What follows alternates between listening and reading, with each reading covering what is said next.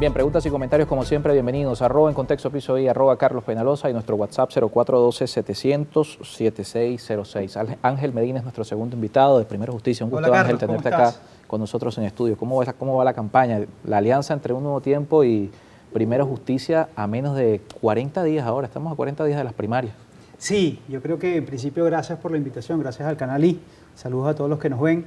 Mira, yo creo que son 40 días donde de una forma u otra, y antes de arrancar hablando de la alianza como tal, quisiera hablar del contexto, ¿no? Son 40 días donde de una forma u otra se está probando la resiliencia democrática del país y la resiliencia democrática de las estructuras políticas y de los propios ciudadanos. Que hoy tienen una responsabilidad muy grande, entendiendo que es una primaria autogestionada. Por eso mismo, porque es bien sabido cómo lamentablemente la primaria ha sido tiroteada desde todo punto de vista, utilizando mecanismos institucionales, utilizando amenazas contra miembros de la Comisión Nacional de Primarias y contra los miembros regionales de la Comisión Nacional de Primarias. Para nadie es un secreto cómo, de una forma u otra, a pesar de todos los esfuerzos que se hizo por parte de la Comisión Nacional de Primarias, el CNE nunca terminó de dar una respuesta y terminó en lo que estamos. Hoy es una primaria autogestionada que requiere un enorme impulso y un enorme gesto y desarrollo de voluntad de los actores políticos. Y yo creo que, repito, son 40 días donde se va a demostrar la resiliencia democrática. ¿Por qué? Porque bueno, el ciudadano tiene que ahora salir, buscar, ver dónde es que está votando, informarse un poco más. Además bloquearon la página donde tú ves dónde votas. Es decir, hubo un bloqueo a esas páginas o hay problemas para entrar a la página en todo caso. Entonces, creo que todos estos 40 días son para demostrar los enormes retos organizativos, los enormes retos de movilización y los enormes retos que conllevan al ciudadano a decir, yo me voy a parar ese día o los días posteriores, averiguar dónde voto, salir, votar y ejercer mi derecho que va después al 2024 a consolidarse. Y están viendo al ciudadano hoy en esa sintonía, porque ayer acá estuvo María Carolina Uzcategui y la semana pasada en una rueda de prensa hablaba de una primaria muy frágil, una primaria que está en un contexto muy complicado en el que hay ciudadanos que han puesto sus viviendas, lo decía ayer acá en el espacio, y han recibido amenazas. Hay una serie de personas que se han venido retirando por los riesgos que además supone esto, entendiendo la coyuntura que significa prestar su espacio, su casa, su propiedad para un evento político de un sector del país. Sin duda que es un escenario absolutamente frágil, como es la propia vida de todos los venezolanos. Aquí hay una fragilidad desde todo punto de vista, y esa fragilidad se expresa de manera más importante cuando son hechos políticos, como las primarias. Entonces sí, claro, y por eso hablo de resiliencia democrática, por eso hablo de superar obstáculos, por eso hablo de que a pesar de todo hay un ciudadano en Venezuela y en todos los rincones que desea expresar su opinión y desea hacer que su voto valga o empezar a reconstruir el camino del voto. Recuérdate que quizás uno de los logros más importantes de la oposición en los últimos años es volver al redil electoral, es volver a la carrera electoral, al ejercicio de la participación a través del mecanismo del voto como mecanismo importante para el cambio. Eso antes no existía y lo reconozco, no existía. Es una rectificación de un camino. Sin duda alguna, habíamos perdido ese cauce y hoy lo hemos retomado y yo creo que eso es un gran logro y eso implica también recuperar el voto en la gente que desea un cambio. Al final la gente que pide unidad, la gente dice, dígame por quién es la persona por la cual nosotros vamos a apostar para cambiar la situación que estamos viviendo en este país.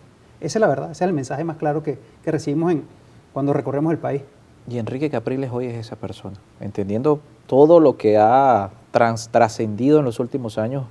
Enrique Capriles fue 2 veces candidato presidencial. Hay unas encuestas bien interesantes que hablan de un país que quiere algo nuevo, un país que busca, que se cansó de la oposición, que se cansó del gobierno, que hoy se considera independiente y quiere algo nuevo. Sí, yo creo que más que nuevo la gente está resintiendo los errores de la oposición. A ver, aquí hay dos elementos que han debilitado en buena medida la oposición. Uno, evidentemente estar bajo el sistema en el que estamos, sistema que ha limitado el ejercicio de los derechos políticos y ciudadanos desde todo punto de vista, y a eso ha sido mucho más evidente en el ejercicio político de los propios partidos políticos. ¿Cuántos dirigentes políticos están en el exilio? ¿Cuántos partidos políticos efectivamente hoy pueden inscribir candidatos? Eso es una muestra. Estoy dando 2 datos que dan cuenta de lo duro que ha sido atacado el sistema de partidos políticos y la oposición política en Venezuela. Y segundo, no haber conquistado objetivos. Claro. La oposición se planteó varios objetivos y no los conquistó. Cuando tú no conquistas objetivos, tienes que pagar la factura de no haberlos conquistado. Generas desilusión en la Exacto. Entonces, eso ha hecho que la gente de una forma u otra se aparte no de la oposición, sino de la política. Es decir, tú cuando hablas con un ciudadano hoy, en una buena mayoría se siente alejado de la política en todo sentido, no de un lado o del otro, de un color del otro, alejado. ¿Cuál es el reto de la oposición? Reconstruir esa conexión con la gente. Y volviendo al tema que me decía, si es Enrique o no, obviamente nosotros de Primera Justicia, en lo particular yo estoy apoyando a Enrique Capriles, porque de una forma u otra compagino o concuerdo o avanzo en conjunto con los planteamientos que le está haciendo.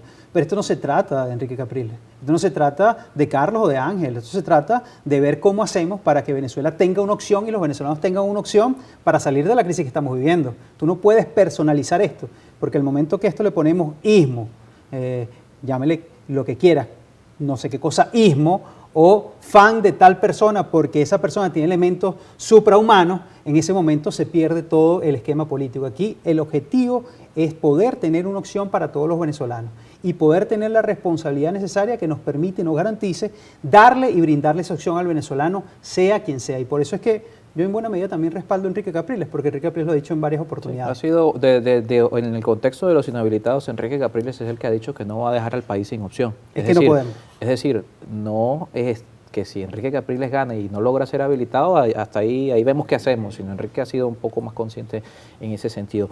Pero el tema de las inhabilitaciones sin duda también pesa en la gente, ¿no? Sí. Hoy la discusión tiene que ver también de alguna manera con el tema de la participación de los inhabilitados. ¿Por qué dejar correr a los inhabilitados en un proceso si después depende de una negociación que se puedan inscribir? Mira, nosotros hicimos una discusión muy importante en Primera Justicia hace meses, estamos hablando del año pasado, referente a este tema de las inhabilitaciones. Y quedamos en algo muy claro, el que está habilitado hoy puede estar inhabilitado mañana. Y esa es la verdad, porque aquí no hay reglas de juego que te permitan a ti tener certeza sobre tus derechos políticos. Bueno, Freddy Superlano fue inhabilitado después que ganó. María Corina fue inhabilitada hace un mes, 2 meses. O sea, fue rehabilitada o reinhabilitada, no sé cómo llamarlo, pero la verdad es que fue sacada del juego electoral hace 2 meses. Entonces, nosotros cuando vimos esa discusión nos dimos cuenta que si algo tenemos que pelear nosotros es la reivindicación de los derechos políticos de la gente. Y en cierta medida la candidatura de Enrique Capriles significa en buena medida un testimonio de esto, de cómo nosotros estamos luchando para que se reconstituyan los derechos políticos no de Enrique, de todos los venezolanos. Ahora, también tenemos certeza de 2 cosas, Carlos. Certeza clarísima en 2 cosas. 1, responsabilidad. Nosotros hemos apelado y creemos que este es un momento de absoluta responsabilidad. Cuando te digo responsabilidad, ¿qué quiere decir? Que lo que decidamos ahora en los próximos meses va a tener impacto directo para los próximos 6 años. Claro. Y yo quiero tener 6 años distintos a los 6 años que he tenido últimamente. Entonces, tenemos que tener enorme responsabilidad, un poco lo decía tu invitado anterior, de abandonar los juegos personales y los juegos partidistas para avanzar en un camino que nos construya a mediano y largo plazo una Venezuela distinta. Eso es lo primero. Y segundo, que lo dije en este programa y lo ratifico con mucha fuerza, es no dejar al país sin opción. Yo creo que responsabilidad y no dejar al país sin opción, creo que deben ser los caminos o por lo menos las luces que deben guiarnos en los próximos meses. Claro, pero el invitado anterior también decía que la primaria iba a dejar peor a la oposición, porque la primaria de por sí, ojo, es un escenario electoral y en los escenarios electorales cada quien despliega y vende a su candidato. Sí. Y en ese camino hay rivalidad, hay competencia y todo eso de alguna manera, la pregunta es si el 23 de octubre se va a poder sanar. Yo creo que sí, o sea, tú ves, por ejemplo, acaban de hacer un proceso electoral en la Universidad Central de Venezuela, que además se lo debía hace 10 años. Claro. Y ahí, como todo proceso electoral, donde si tú compites conmigo, yo compito contigo, es como todo, es como un Caracas Magallanes, ¿no? No claro. Vamos a tirar flores y decir, no, ay, qué bueno está, no, yo te voy a ganar por encima y te voy a barrer y te voy a pasar por encima, pero a lo que acaba la elección tiene que venir el hecho político de que, bueno, ya ganó alguien, reconocer la regla de juego y seguimos adelante. Pero algunos han dicho que unos son la prehistoria, que el pasado, todo eso es que ese es el problema. Que son corruptos, que ya se acomodaron con el régimen. Cuando tú te metes en la campaña electoral, a veces tienes el error de caer en el dogma. Y eso pasa en cualquier campaña electoral, eso pasa siempre, a todos los niveles. El problema es que después eso tienes que recogerlo por razón lógica. O sea, primera razón... Después puedes ser preso de ese discurso. Es que debes, así seas preso, tienen que liberarte. Y tienes que liberarte o autoliberarte, no sé cómo llamarlo. Porque la verdad es que inmediatamente después viene una verdad absoluta, que aquí solo nadie puede. Solo nadie puede. Esa es una verdad absoluta, e incluso más en este contexto del que estamos viviendo político, económico y social. Así que yo creo que yo no soy de los que creo que la primaria en sí mismo es un elemento destructivo de la oposición.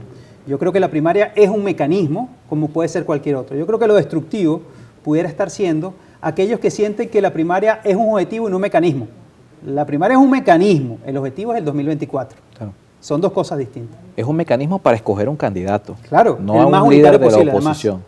El más unitario posible, además, porque Otra cosa que a mí me llama mucho la atención, Carlos, y quizás aquí entro en mi defecto de ser politólogo, es que todo el mundo cree que en los sistemas políticos la oposición debe ser una sola.